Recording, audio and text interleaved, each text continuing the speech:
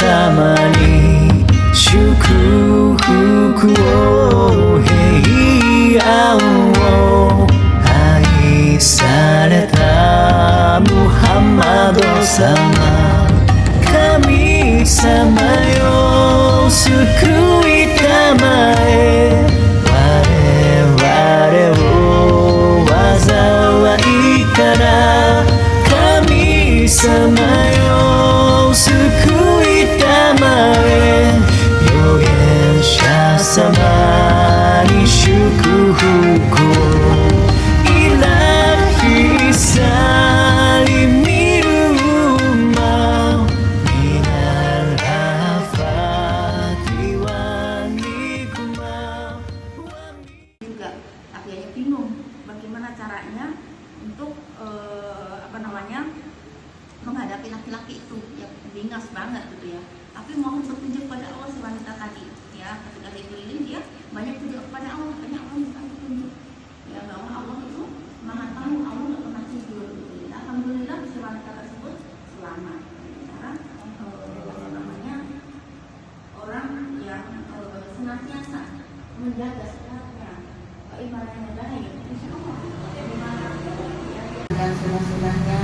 Dan semoga kita nanti di yaumul kiamah mendapatkan syafaatnya. Amin ya rabbal alamin. Pada kesempatan siang hari ini saya akan menyampaikan tentang sidik. Sidik itu ada benar, artinya adalah benar atau jujur.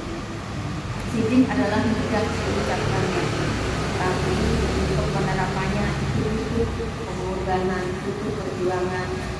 Karena untuk pengucapan ataupun perilaku benar itu tidak mudah. Kadang-kadang kita berusaha untuk benar, tapi kadang-kadang juga ada iklan-iklan yang menggoda. Kayak kasus yang sedang viral sekarang ya, seorang dianggap ulama masuk kita dapat lihat beliau ya.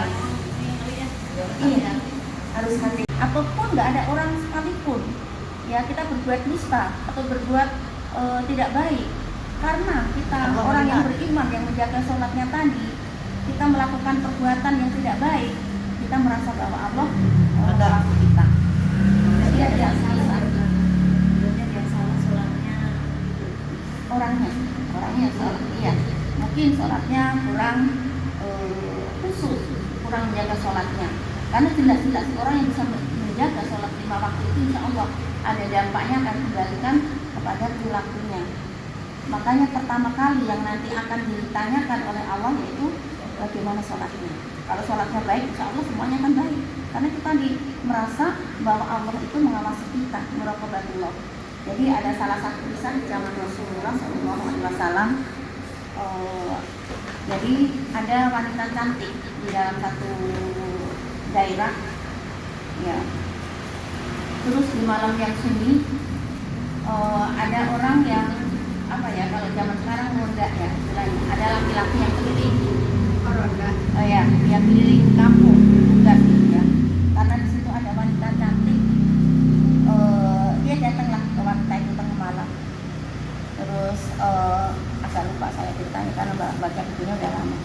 Dia mengetok pintu, terus karena wanita itu seorang wanita solihah gitu ya, bagaimana caranya menolak ajakan orang tersebut, takut nggak ada orang dan sebagainya ya. Terus dia begini, karena dia berhasrat banget ya, tentu kalau laki-laki ngapain sih tengah malam, pasti kan ingin ya, ingin menyetubuhi si wanita tersebut.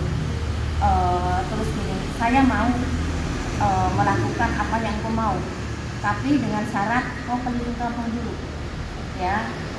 Kau keliling kampung dulu, kira-kira orang satu kampung ini ada nggak orangnya yang masih melek gitu ya. Semua udah tidur semua belum gitu ya. Akhirnya karena saya pengen ya lihat wanita cantik, hasratnya sudah memuncak gitu ya, akhirnya si laki-laki itu keliling ke kampung-kampung udah yang semua dia balik lagi ke wanita tersebut. Setelah balik terus gimana? Apakah sudah tidur pula semua penduduk kampung? Oh sudah, saya sudah keliling dari ujung sana semua udah keliling semua muter sudah. Terus gimana? Sudah siap kah? Itu masuk aman gitu ya. Sebentar gitu ya. Ada satu yang masih memperhatikan. Siapa dia? Dia adalah Allah. Dia bilang gitu. Dia adalah Allah ya. Allah itu tidak pernah tidur. Allah itu selalu menjaga pada hambanya ya.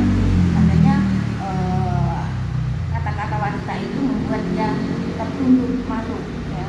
Mungkin pakai bahasa basi dulu ya, cuman saya lupa ceritanya karena sudah lama bacanya.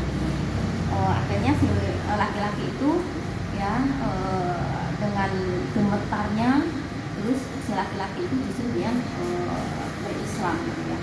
Ya karena perkataan wanita tersebut, karena apa? Dianggapnya nggak ada yang tahu, tapi Allah yang maha tahu, yang nantinya akan menyiksa segala perbuatan hambanya. Dia sampaikan gitu ya, kata-kata mutiara yang bisa menyentuh si laki-laki itu, karena dia juga tadinya bingung bagaimana caranya untuk menghadapi laki-laki itu yang bingas banget gitu ya. Tapi mohon petunjuk pada Allah si wanita tadi ya, ketika dia keliling dia banyak berdoa kepada Allah, karena Allah memberikan petunjuk ya bahwa Allah itu maha tahu, Allah nggak pernah tidur gitu ya. Alhamdulillah si wanita tersebut selamat. Nah, itu cara orang yang senantiasa menjaga sekatnya, keimanannya baik, insya Allah dimanapun ya dia berada, walaupun dia berada di lingkungan yang banyak kemaksiatan, tapi dia bukan menjadi orang yang tersibuk ya. Namanya manusia lagi sedang diuji ya, karena itu juga menjadikan suatu karakter ya. Mungkin anggapannya adalah bercanda, tapi itu sebenarnya ya kurang pas ya bercandanya, karena dia juga di hadapan orang banyak dan itu mempermalukan seseorang ya. Inilah dengan memuji Tuhanmu dan mohonlah ampun kepadanya, sesungguhnya dia adalah maha penerima taubat. Ya, di sini Allah memberikan pertolongan, ada di surat An-Nasr ini. Nasr itu adalah artinya pertolongan. Allah yang menolong segala apa yang kita hadapi, segala ujian yang kita hadapi, insya Allah Allah akan memberikan pertolongan dengan keyakinan kita kepada Allah. Kalau kita nggak yakin sama Allah, pertolongan itu tidak akan datang. Ketika para kaum muslimin dan juga para sahabat Rasulullah SAW dulu ketika berjuang untuk menegakkan agama Allah itu luar biasa ujiannya, tapi dengan semangat yang membara dan juga diiringi dengan ibadah yang baik, maka Allah berikan pertolongan, sehingga banyak di kaum musyrikin yang berbondong-bondong untuk masuk ke dalam agama Allah. Itu berkat pertolongan Allah dan perjuangan para kaum muslimin. Nah, di sini kita juga kalau kita memiliki permasalahan yang kita hadapi, tentunya kita tak jauh dari Allah Subhanahu wa taala. Karena Allah lah yang akan memberikan pertolongan, Allah lah yang akan memberikan hidayah atau petunjuk. Ya, kadang-kadang kita suka pusing dengan berbagai masalah yang ada di dalam kehidupan kita. Setiap manusia pasti memiliki masalah.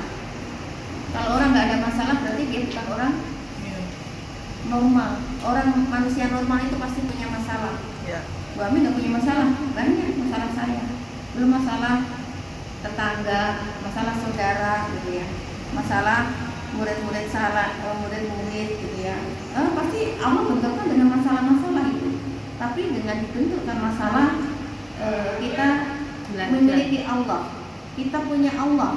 Ya. Kita mengadu sama Allah. Allah tempatlah kita untuk mengadu itu. Allah lah tempat kita berlindung. Allah lah tempatnya kita untuk meminta segala apa yang kita inginkan. Insya Allah kita harus yakin itu. Bukan minta kepada siapa-siapa, minta kepada Allah. Karena Allah semakin kita minta, Allah semakin sayang kepada kita. Kita minta kepada Allah dengan cara melangkah, maka Allah akan Allah akan mendekati kita dengan cara berjalan. Dengan cara berjalan, maka Allah akan mendekati kita dengan berlari. Masya Allah. Ketahuilah bahwa sesungguhnya Allah itu lebih dekat, bahkan lebih dekat daripada urat-urat kita. Urat kita kan baik, Allah lebih dekat. Sehingga Allah itu akan melihat apa yang kita lakukan, baik yang tersembunyi maupun yang terlampak. Pikiran-pikiran kita, wacana-wacana kita, sebelum kita lakukan Allah sudah mengetahui. Jadi kita merasa bahwa Allah itu mengawasi kita, sehingga kita tidak main-main